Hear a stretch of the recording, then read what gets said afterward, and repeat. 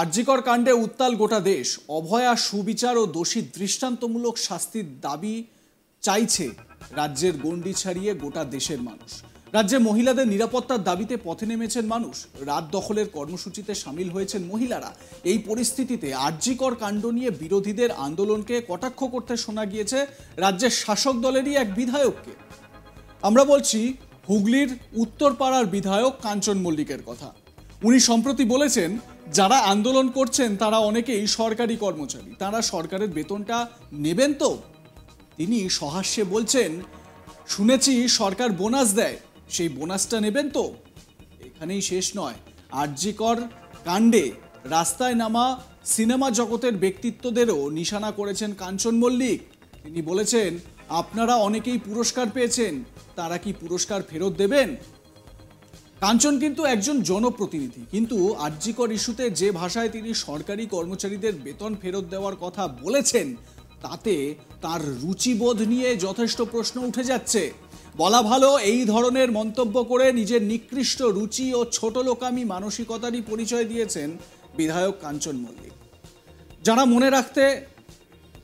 মনে রাখেন এবং আরজিকর ইস্যু নিয়ে শুধু ডাক্তাররাই আন্দোলনে নামেননি, আপামর জনতা পথে নেমেছেন সুবিচার চেয়ে।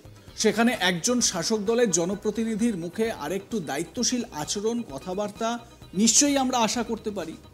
আর একটা জিনিস লক্ষ্য করুন, এই মন্তব্য করার সময় বিধায়ক কাঞ্চন মল্লিক কিভাবে হাত পা নাড়ছেন, মুখে কিরকম হাসি রয়েছে, একটা খোঁচা ভরা, কটাক্ষ ভরা হাসি কাঞ্চনের মুখে। একদম অসভ্যের মতো আচরণ করছেন বলা যেতেই পারে।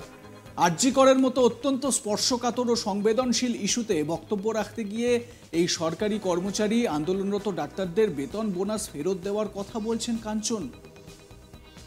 আপনাদের শোনাই বিধায়ক কাঞ্চন মল্লিকের সেই মন্তব্য, শুনুন। দেশ, সবাই নিজেদের সার্বভৌমত্ব, যে যার মন্তব্য, যে যার কাজ করতে পারেন।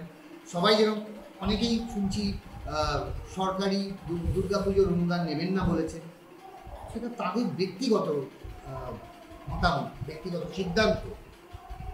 ভালো, তা যারা কর্মবিরতি করছেন শাসক দলের বিরুদ্ধে বা বলছেন, তারা সরকারি বেতনটা নিচ্ছেন তো না নিচ্ছেন না? মানে আমার প্রশ্ন, বোনাস টোনাস যে হয় তো সরকারি, সেটা নেবেন তো না নেবেন না? মানে মানে আমি এমনি প্রশ্ন।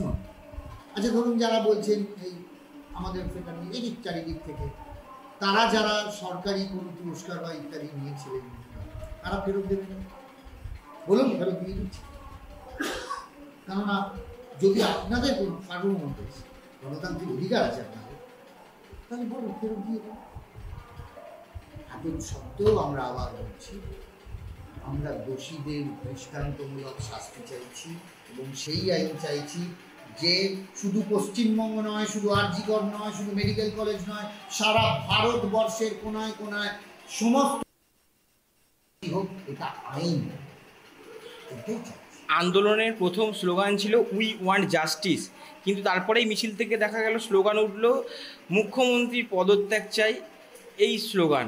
তাহলে এটা নিয়ে কি বলবেন? তাহলে আমি আপনাকেই প্রশ্নটা করি, যে যারা এই স্লোগানটা দিচ্ছে তারা কি চান? দোষীর শাস্তি চান না মমতা বন্দ্যোপাধ্যায়ের পদত্যাগ চান? মমতা বন্দ্যোপাধ্যায় পদত্যাগ করলেই পরের দিন ওনার দোষীদের শাস্তি হয়ে যাবে তো? এটা কি অভিযোগ ঘোরানোর চেষ্টা নয়?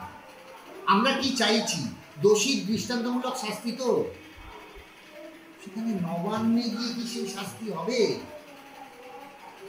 মমতা বন্দ্যোপাধ্যায় কি দোষটা, মানে কেন তার পদত্যাগ করলে কি দোষীর শাস্তি হবে? মানে যে বাবা মা সন্তানেরা হয়েছেন, তার কি হবে? সে কি সেই শাস্তি, মানে সে কি আত্মতুষ্টি পাবে যে আমার মেয়ের বিচার হলো, শাস্তি হলো, সেটা পাবে? আজকে মহিলা তৃণমূল কংগ্রেস, তারাও যারা বসে ধর্ণা দিচ্ছেন, তারাও তো কারোর মা, কারোর বোন, কারোর দিদি, কারোর স্ত্রী। আমরা একটাই জিনিস চাইছি, ছাত্র সমাজের নামে যে নবান্ন অভিযান, সেখানে দেখা গেল রাজ্যের পুলিশ, বহু পুলিশ আহত হলো, একজন পুলিশের প্রায় দৃষ্টিশক্তি হারালো। এটাকে নিয়ে কিভাবে দেখছেন?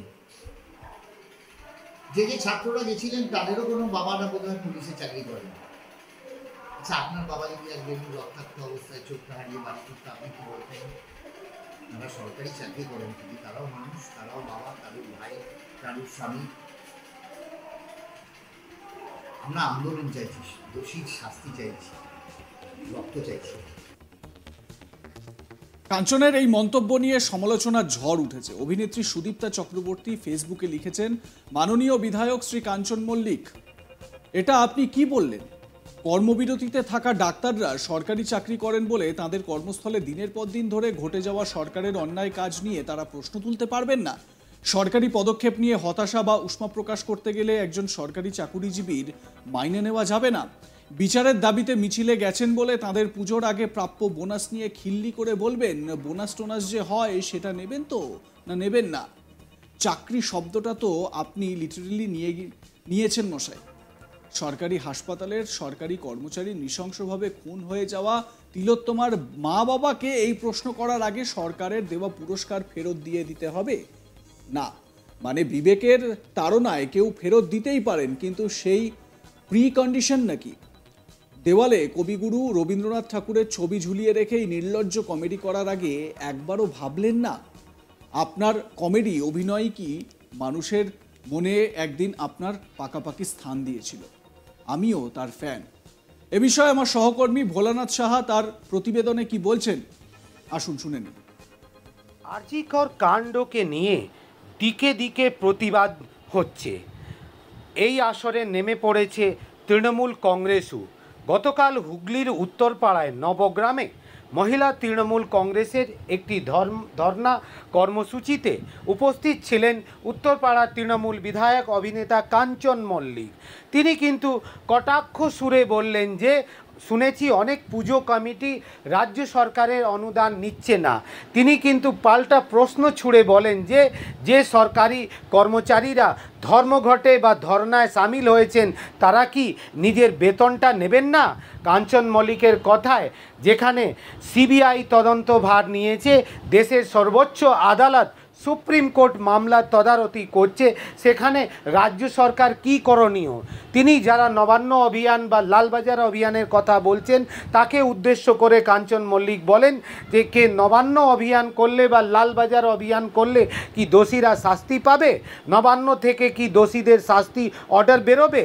তিনি বলেন যে শুধু সস্তা রাজনীতি করার জন্যে এইসব করা হচ্ছে। কাঞ্চন মল্লিকের কথায়, দেশের সর্বোচ্চ আদালত এই গোটা মামলাটি তদারকি করছে, আবার সিবিআই পুরো তদন্তভার গ্রহণ করেছে।